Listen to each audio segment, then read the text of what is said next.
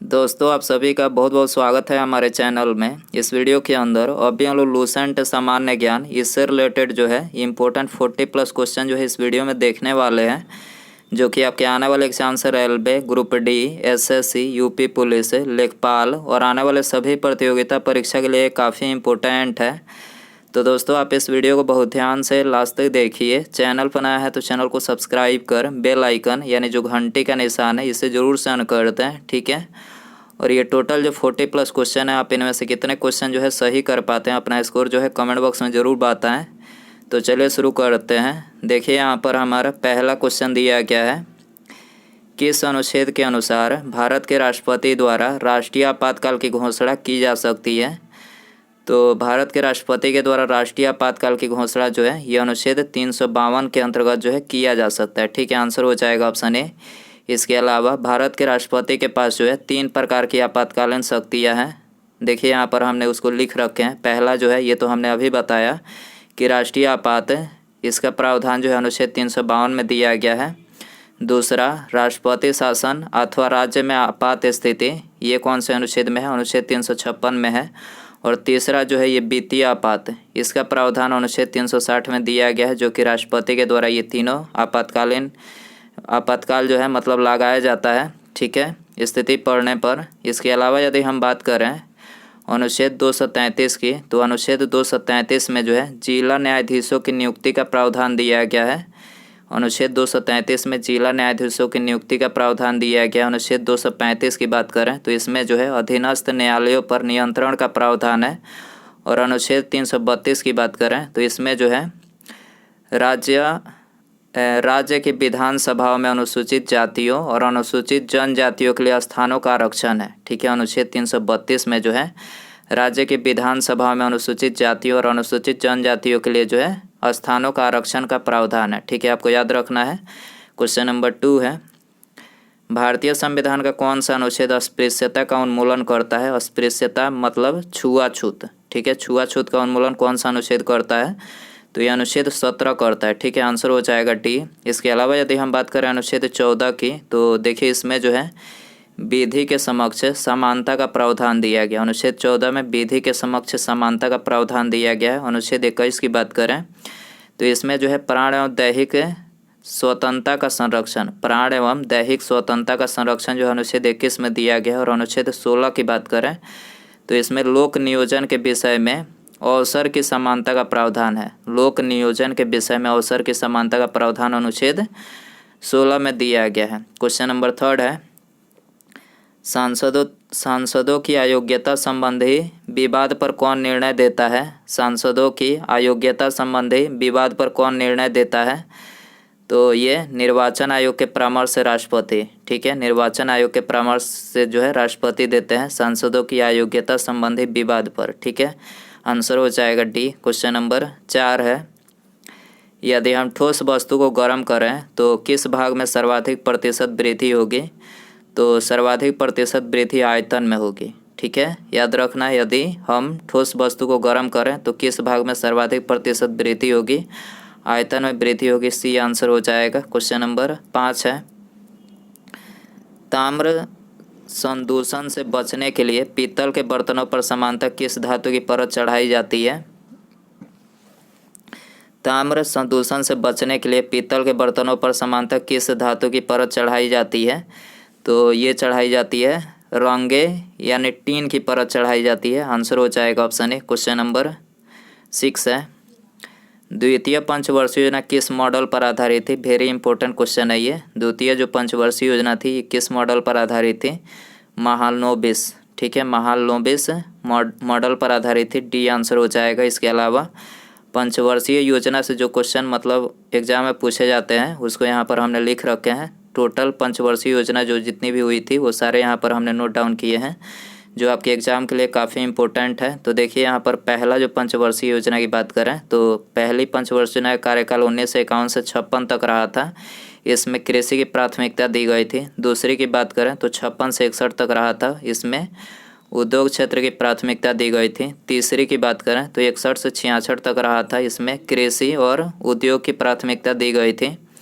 चौथी पंचवर्षीय योजना की बात करें तो इसमें 1969 से 74 तक जो है इसका कार्यकाल था। इसमें न्याय के साथ गरीबी के विकास को हटाया गया। ठीक है, इसमें चौथी पंचवर्षीय योजना में। पाँचवीं की बात करें तो 1974 से 1979 तक था। इसमें गरीबी और आत्मनिर्भरता को हटाया गया। छठवीं पंचवर्षीय योजना की बात करें तो 1980 से 85 तक जो है इसका कार्यकाल था। इसमें पाँचवीं योजना के रूप में ही इसे जोड़ दिया गया था छठवीं में। ठीक है, तो इसमें कुछ ज़्यादा चेंज नहीं हुआ। इसमें पाँचवीं जो थी इसको पूरी तरह से इसमें ख़त्म नहीं हुआ, तो छठवां में भी वही किया गया। ठीक है, सातवीं की बात करें तो सातवीं जो थी इसका कार्यकाल 1985 से 90 तक था। इसमें फूड प्रोडक्शन रोजगार उत्पादकता का प्रावधान मतलब इसमें जोर दिया गया। आठवीं पंचवर्षीय योजना इसमें इसका कार्यकाल 1992 से 97 तक था। इसमें रोजगार सृजन जनसंख्या का नियंत्रण जो है इसमें किया गया। नौवीं की बात करें तो 97 से 2002 तक रहा था। इसमें 7% की विकास दर का लक्ष्य रखा गया था। 10वीं की बात करें तो 2002 से 7 तक ये रहा था। ठीक है, इसमें स्वरोजगार और साधनों का विकास किया गया। स्वरोजगार एवं साधनों का विकास किया गया। 11वीं की बात करें 2007 से 12 तक रहा था। व्यापक और तेज़ी से विकास हुआ। इसमें व्यापक और तेज़ी से विकास 11वीं में हुआ। 12वीं की बात करें तो 12वीं जो पंचवर्षीय योजना थी इसका कार्यकाल 12 से 2017 तक जो मतलब ये चला था। इसमें स्वास्थ्य शिक्षा और स्वच्छता समग्र विकास का जो है इसमें सुधार किया गया। याद रखना, ये यहाँ से क्वेश्चन डेफिनेटली एग्जाम में पूछे जाते हैं, तो आपको ये याद रखना है। अगला क्वेश्चन देखते हैं। 7वां नंबर क्वेश्चन है, भारत में विदेशी विनिमय का रख रखाव किसके द्वारा किया जाता है? भारत में विदेशी विनिमय का रख रखाव किसके द्वारा किया जाता है?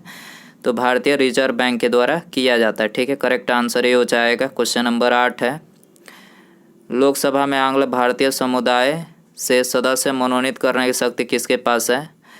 तो किसके पास है? राष्ट्रपति के पास है। भारत के राष्ट्रपति के पास है। आंसर हो जाएगा बी। क्वेश्चन नंबर 9 है, दुग्ध प्रोटीन को पचाने वाला एंजाइम कौन सा है? दुग्ध प्रोटीन को पचाने वाला एंजाइम कौन सा है? रेनिन है। ठीक है, सी आंसर हो जाएगा। क्वेश्चन नंबर 10 है, जल में वायु का बुलबुला जिसकी भांति व्यवहार करेगा वह है? जल में वायु का बुलबुला मतलब किस तरह से व्यवहार करता है? तो अवतल लेंस की तरह जो है यह व्यवहार करता है। ठीक है, आंसर हो जाएगा डी। क्वेश्चन नंबर 11 है, प्रकाश विकिरणों की प्रकृति होती है। प्रकाश विकिरणों की प्रकृति होती है तो ये होती है तरंग एवं कण दोनों पर समान। ठीक है, तरंग एवं कण दोनों पर जो है समान होती है। ठीक है, आंसर हो जाएगा सी।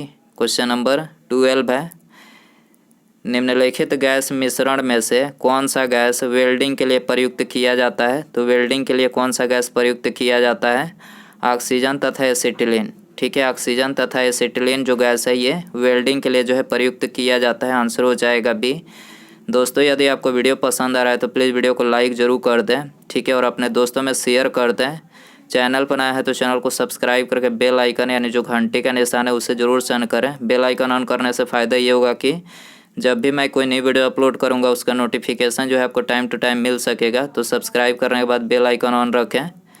क्वेश्चन नंबर 13 है, एक सुरंग में 10 वाट एक सुरंग में 100 वाट क्षमता वाले 5 बल्ब लगातार 20 घंटे तक जलाए जाते हैं। संपूर्ण विद्युत खर्च होगी, तो संपूर्ण जो विद्युत खर्च होगी 10 यूनिट। ठीक है, संपूर्ण विद्युत खर्च कितनी होगी? 10 यूनिट होगी। ठीक है, आंसर हो जाएगा सी। क्वेश्चन नंबर 14 है, लक्स किसकी इकाई है? लक्स जो है किसकी इकाई है? प्रदीप्ति की। ठीक है, लक्स किसकी इकाई है? प्रदीप्ति की इकाई है। आंसर हो जाएगा डी। क्वेश्चन नंबर 15 है, बादल किस कारण वायुमंडल में तैरते हैं? बादल जो है किस कारण वायुमंडल में तैरते हैं? निम्न घनत्व के कारण। ठीक है, बादल निम्न घनत्व के कारण जो है वायुमंडल में तैरते हैं। क्वेश्चन नंबर 16 है, क्षितिज के समीप सूर्य एवं चंद्रमा के दीर्घ वृत्ताकार दिखाई देने का कारण है? क्षितिज के समीप सूर्य एवं चंद्रमा के दीर्घ वृत्ताकार दिखाई देने का कारण है? तो देखिए इसका कारण है अपवर्तन। ठीक है, आंसर हो जाएगा ऑप्शन ए। क्वेश्चन नंबर 17 है, निम्न में से किस में कोशिका में अच्छी तरह से व्यवस्थित न्यूक्लियस नहीं पाया जाता है? निम्न में से किस में कोशिका में अच्छी तरह से व्यवस्थित न्यूक्लियस नहीं पाया जाता है? तो ये नहीं पाया जाता है बैक्टीरिया में। ठीक है, आंसर हो जाएगा डी। क्वेश्चन नंबर 18 है, आँख के लेंस की फोकल दूरी किसके कारण से परिवर्तित होती है? आँख के लेंस की फोकल दूरी किसके कारण से परिवर्तित होती है? तो ये सिलियरी मांसपेशी के मतलब सिलियरी मांसपेशी के द्वारा जो है परिवर्तित होती है। ठीक है, आँख के लेंस की फोकल दूरी किसके कार्य से परिवर्तित होती है? तो सिलियरी मांसपेशी के कार्य से जो है परिवर्तित होती है। सी आंसर हो जाएगा। क्वेश्चन नंबर 19 है, भारत में कुल कितने जिले हैं? Very important question. भारत में कुल कितने जिले हैं? 726 जिले। ठीक है, आपको याद रखना है भारत में कितने जिले हैं? 726 जिले हैं। आंसर हो जाएगा सी। क्वेश्चन नंबर 20 है, छीली हुई सब्जियों को धोने से कौन सा विटामिन निकल जाता है? छीली हुई जो सब्जियां होती है उसको धोने से कौन सा विटामिन निकल जाता है? तो विटामिन सी निकल जाता है। ठीक है, आंसर हो जाएगा सी। क्वेश्चन नंबर 21 है, निम्न में से किसका मुख्यालय जेनेवा नहीं है? जेनेवा में किसका मुख्यालय नहीं है? विश्व बैंक का नहीं है। ठीक है, बाकी इन तीनों का मुख्यालय जेनेवा में है। अंतर्राष्ट्रीय श्रम संगठन, अंतर्राष्ट्रीय स्वास्थ्य संगठन और अंतर्राष्ट्रीय दूरसंचार संघ, तीनों का मुख्यालय कहाँ है? जेनेवा है। विश्व बैंक की बात करें तो देखिए इसका मुख्यालय जो है वाशिंगटन डीसी संयुक्त राज्य अमेरिका में है। भारत का क्षेत्रफल कितना है? भारत का क्षेत्रफल कितना है? 32,87,263 किलोमीटर। 32,87,263 किलोमीटर जो है भारत का क्षेत्रफल है। आंसर हो जाएगा बी। क्वेश्चन नंबर 23 है, विश्व का सर्वाधिक आबादी वाला नगर कौन सा है? विश्व का सर्वाधिक आबादी वाला नगर टोक्यो है। ठीक है, आंसर हो जाएगा बी। क्वेश्चन नंबर 24 है, बंगाल का प्रथम गवर्नर जनरल कौन था? बंगाल का प्रथम गवर्नर जनरल वारेन हेस्टिंग था। ठीक है, बी आंसर हो जाएगा।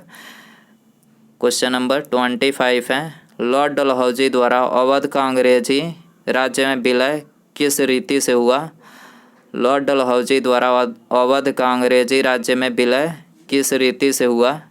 तो ये कुशासन के कारण हुआ था। ठीक है, कुशासन के कारण से हुआ था। आंसर हो जाएगा डी। क्वेश्चन नंबर 26 है, भारतीय पुरातत्व सर्वेक्षण की स्थापना किसके काल में हुई थी? भारतीय पुरातत्व सर्वेक्षण की स्थापना किसके काल में हुई थी?